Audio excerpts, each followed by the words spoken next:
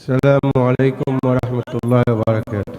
بسم الله الرحمن الرحيم والسلام على خير المرسلين وعلى آله وصحبه أجمعين.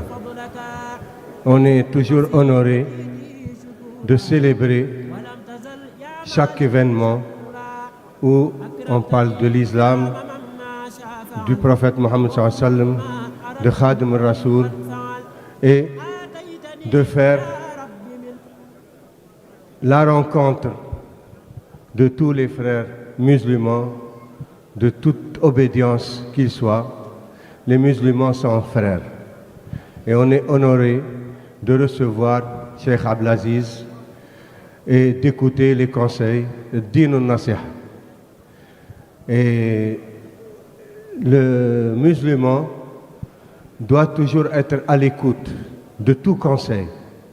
Les conseils sont fondamentaux dans l'islam. Le prophète Mohammed sallallahu alayhi wa sallam a dit Ad-din al-Nasiha, la religion c'est le bon conseil. Le mouridisme c'est une voie, comme l'a expliqué Khadim Rasoul. Il dit ma voie c'est Iman par le Tawhid, Islam par le Fiqh, Ihsan par le Tasawuf. Et la voie des mourides a des particularités qui sont Al-Ilm, Al-Amal, Al-Adab al-Mardi ou Al-Khidma. Ce sont des spécificités qui appartiennent à toutes les tariqas mourides, mais il y a des secrets dans chaque tariqa. C'est pour ça qu'on ne peut pas ouvrir une tariqa de soi-même. Le qutb qui ouvre une tariqa, qui appelle les gens à le suivre pour les conduire à Allah subhanahu wa ta'ala et au prophète Mohammed sallallahu alayhi wa sallam, il doit avoir une autorisation du prophète Mohammed sallallahu alayhi wa sallam qu'il voit à l'état de veille. Yaqadatan la manaman. Donc, les qutb qui ont une voix, le prophète Mohammed sallallahu alayhi wa sallam leur confie une partie de sa communauté. Parce qu'ils ne prennent pas leurs disciples ailleurs, mais dans l'islam. Donc, c'est le prophète Mohammed sallallahu alayhi wa sallam qui leur confie. Et chaque qutb a des particularités, a des spécificités, a des secrets et a des privilèges. Khousousiyat. Khadim al-Rasoul, il a eu à vivre une épopée extraordinaire, une épopée incroyable, que plus quelqu'un étudie la vie de Khadim al-Rasoul, étudie les œuvres de Khadim al-Rasoul, découvre des choses insoupçonnables qu'il n'a jamais imaginées. Et c'est pour ça que chacun va connaître Khadim al-Rasoul à la mesure de son entendement ou à la mesure de sa réalisation ou à la mesure de ses recherches et de son avancement. Mais c'est inépuisable.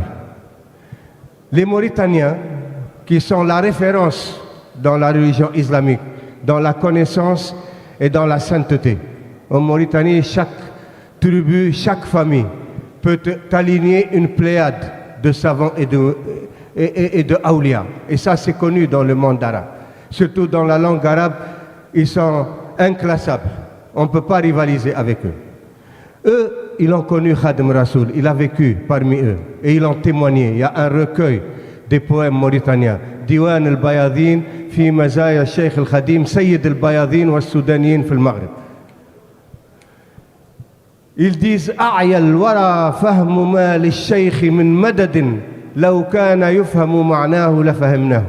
Notre intelligence s'est épuisée à connaître d'où Khadim Rasoul tire ses inspirations. Si c'était humainement possible à connaître, nous on l'aurait connu. Il était plus qualifié que n'importe qui. Un autre, il a dit أحمد من بالعلم أحمد وبعد شفيع الناس في الناس شافع ومن هو في علم الحقيقة مفرد وألف ما عنه تضيق المجامع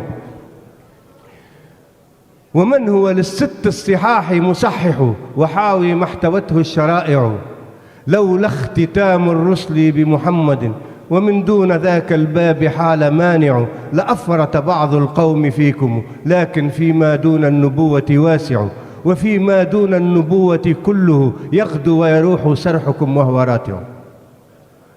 Donc, en synthèse, ils disent, à part la station du prophète Mohammed sallallahu alayhi wa sallam, qui est intouchable et qui est le sceau des prophètes, Khatam al-Anbiya wa al-Rusul, la station de Khatam al-Rasul, elle est partout. On ne peut jamais le connaître. Il est en dehors de la compréhension des humains. Et lui-même, Khatam al-Rasul, il a dit, غاب مقامي عن سوى الباقي القديم وإنني عبد خديم لا يريم. Ma station est occultée à un autre que mon Seigneur l'Éternel, et je suis un serviteur qui ne faillit jamais dans son service.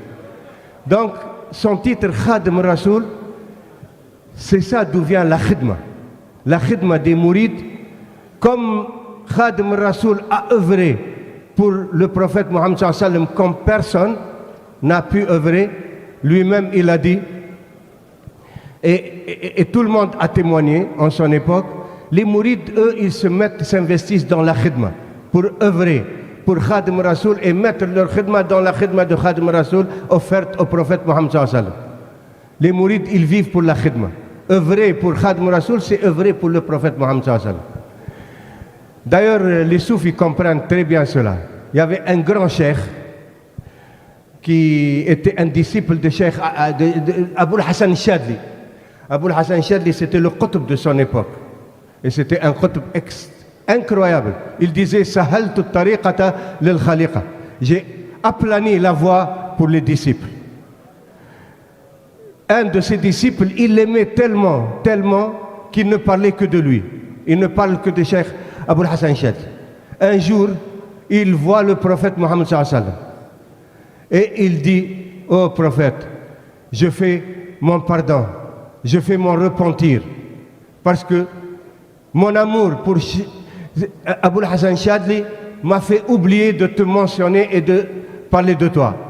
Le prophète Mohammed sallallahu alayhi wa sallam a souri. Il a dit, oh bienheureux, tu ne sais pas que l'amour d'Aboul Hassan Chadli, c'est mon amour, c'est l'amour pour moi. L'amour que tu portes, Aboul Hassan Chadli, c'est l'amour que tu portes pour moi. Donc l'amour, quand il est porté sur quelqu'un, c'est pour une raison. Par exemple, les disciples ou les soufis, quand ils aiment leur cheikh, ou ils aiment un wali, ils l'aiment pour Allah, ils l'aiment pour le prophète Mohammed sallallahu alayhi wa sallam. Donc, ils personnifient cet amour. Parce que, au lieu de rester dans l'abstraction, ils le personnifient. Ils donnent des hadiyas, ils l'honorent pour la face d'Allah, pour la face du prophète Mohammed sallallahu alayhi wa sallam. Donc, c'est cet amour, des fois, qui est impénétrable pour nos frères, par exemple, wahhabites ou salafis, qui ne comprennent pas ces réalités. Mais les soufis, ils vivent cela.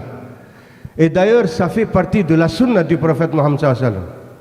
Le prophète Mohammed sallallahu alayhi wa sallam, le jour de Hudaybiyah, quand il y avait Sulh al-Hudaybiyah, quand Urwa ibn Mas'ud, envoyé par les Qurayshites pour négocier avec le prophète Mohammed sallallahu alayhi wa sallam pour qu'il ne fait pas la Umrah, parce qu'ils veulent l'empêcher de faire la Umrah pour ne pas, parce qu'ils sont en état de guerre, ils n'ont pas encore signé de pacte. Urwa ibn Mas'ud, quand il est revenu voir les Qurayshites, il a dit, écoutez, si vous combattez Mohammed, ses compagnons ne vous laisseront pas arriver à lui jusqu'à ce qu'il tue autant de nombre qu'ils sont ou plus. Je n'ai jamais vu un homme aussi adoré par son peuple. J'ai été émissaire chez Kisra, Khosroès, le roi des Perses. J'ai été émissaire chez Héraclès, le roi des Romains. Mais je n'ai jamais vu un peuple adoré leur guide comme ça. Quand ils crachent, le crachat ne tombe pas par terre. Ils l'attrapent en plein vol et ils font avec le tabarruk. Quand il fait les ablutions, ils se battent, ils vont s'entretuer pour prendre l'eau et le sable pour le tabarruk. C'était au temps du prophète Mohammed sallallahu alayhi wa sallam, les sahaba. Alors qu'aujourd'hui, il y a des gens qui peuvent critiquer cela. Non, c'est pour ça que le retour aux fondamentaux de l'islam nous apprend que l'amour est essentiel. Les premiers sahaba qui ont suivi le prophète Mohammed sallallahu alayhi wa sallam, ils ne l'ont pas suivi, ils l'ont suivi par amour. Sayyidina Abu Bakr as-Siddiq, il était son ami, il l'aimait, il connaissait ses vertus, ses qualités. Donc il savait qu'il ne mentait pas. Il a cru. Sayyidina Omar, il a lu le Coran, il a cru, chacun de sa façon. Mais s'ils l'ont suivi, ils ont fait les guerres avec lui, ils ont fait la hijra, ils ont subi toutes les épreuves, en le suivant, c'est par amour. La foi et l'amour sont indissociables. Donc, le Khadim Rasoul, parmi ses particularités, et on va finir, il a demandé à Allah que tous ceux qui se rattachent à lui n'entrent jamais en enfer. C'est Khadim Rasoul qui s'est porté pour eux intercesseur, shafi'. Allah lui a dit, ils sont ta propriété, tu en fais ce que tu veux. C'est pour ça qu'il a dit, Mallakani al-bari'u wal-wali riqaba man likhtarahu an-nabi. Le Seigneur, notre Créateur, m'a accordé la propriété des âmes que le prophète élu m'a confié. Donc, ils vivent cela, c'est quelque chose du vécu, et ils le comprennent. Et oui, il faut être à la hauteur, il faut honorer le statut de Khadim Rasoul. Quand quelqu'un il se dit talibé de Khadim Rasoul, on doit voir sur lui les qualités, les vertus, on doit voir en lui la modestie, les adab, la piété, taqwa. C'est normal. Et heureusement, les mourides, ils ont un vécu et ils vivent avec ces réalités. Maintenant, comment chacun l'exprime à sa façon, mais l'essentiel, c'est que la foi en Allah, en le prophète Mohammed sallallahu alayhi wa sallam, les fondamentaux de l'islam, c'est ça ce qu'enseigne le mouridisme. Iman par le tawhid, fiqh par le tasawuf et ihsan. Islam par le fiqh, ihsan par le tasawuf. Et le tasawuf, c'est les adab. At-tasawuf kulluhu adab. Donc, c'est les règles de bienséance. Les adab, Serigne Touba les explique. L'adab avec Allah, l'adab avec son prochain et l'adab avec soi-même. L'adab avec Allah, c'est de respecter ses commandements et ses interdits. L'adab avec ton prochain, c'est d'aimer ton prochain comme toi-même et de détester pour ton prochain ce que tu détestes pour toi-même. Et l'adab avec soi-même, c'est de contrôler son âme et de ne pas la laisser courir ses passions, de faire l'éducation de l'âme, tarbiyat nafs. Et les adab, c'est ça la qualité des mourides.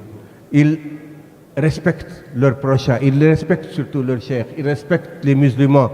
Les mourides sont en paix avec tous les musulmans, quelle que soit leur obédience, quelle que soit leur orientation, eux ils les respectent. Chiites, sunnites, ibadites, ils n'ont pas de problème avec tous les musulmans. Et même avec les non-musulmans, ils veulent les appeler à l'islam. Ils ne les prennent pas comme des ennemis, mais ils les prennent comme égarés, comme des gens à sauver. Parce que sauver une âme, c'est mieux que de posséder toutes les richesses de la terre. C'est ce que nous a appris le prophète Mohammed sallallahu alayhi wa sallam. Et donc tous ces rassemblements, c'est fait pour diffuser la baraka. Et voilà le fameux mot, c'est la baraka. Serigne Touba, il a dit Ma baqiya fi dunya illa al-baraka wal-adab. والبركة لا تأتي إلا من الأدب فمن تأدب بورك فيه ظاهرا أو باطنا أو هما معا. Dans ce monde, il ne reste que la baraka. Et la baraka ne vient que par les adab.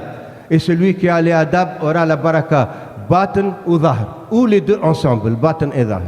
Wassalamu alaikum wa rahmatullahi wa barakatuh.